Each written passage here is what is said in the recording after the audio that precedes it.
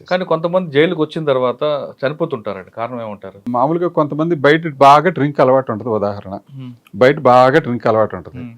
అయాచితంగా డబ్బు వచ్చేస్తే ఉదయం నుంచి సాయంత్రం దాకా బ్రేక్ఫాస్ట్, తాగుంటాడు. లంచ్, డిన్నర్ కూడా అంతా మందు మీద జరుగుద్ది. హ్మ్. సడన్ గా జైలుకి వస్తాడు, మందు దొరకదు. ఏం జరుగుద్ది అప్పుడు? అప్పుడు మీరు ఒకసారి మంగళగిరిలో ఉండగా డాక్టర్ గారిని అడిగా, ఏంటండి ఈ పరిస్థితి వచ్చినప్పుడేమో చక్కగా సరదా బుల్లులో ఉన్నాడు, ఇప్పుడు ఏంటి ఎలాగ అయిపోయాడంటే, ఆడిదేం లేదండి, ఆడి బాడీ ఆల్కహాల్కి ఎడిక్ట్ అయిపోయింది.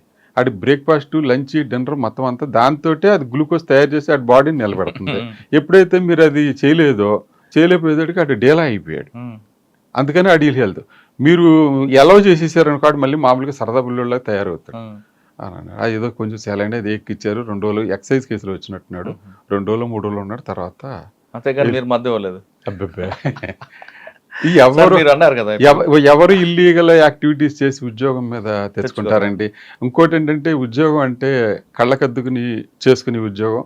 మేము ఖాళీగా రోడ్డు మీద తిరిగి ఈ రోజుల్లో అవును. ఎంతో కష్టపడి స్టార్ టెస్ట్ పాస్ అయ్యి ఇంటర్వ్యూ ఫేస్ చేసి ఇన్ని మార్గాలు ఎత్తుక్కున్న తర్వాత మమ్మల్ని సెలెక్ట్ చేసుకుని వచ్చిన తర్వాత అది పోగొట్టుకోవడానికి ఎవరు ఇష్టపడతారు సిద్ధం. చెప్పండి? కరెక్ట్.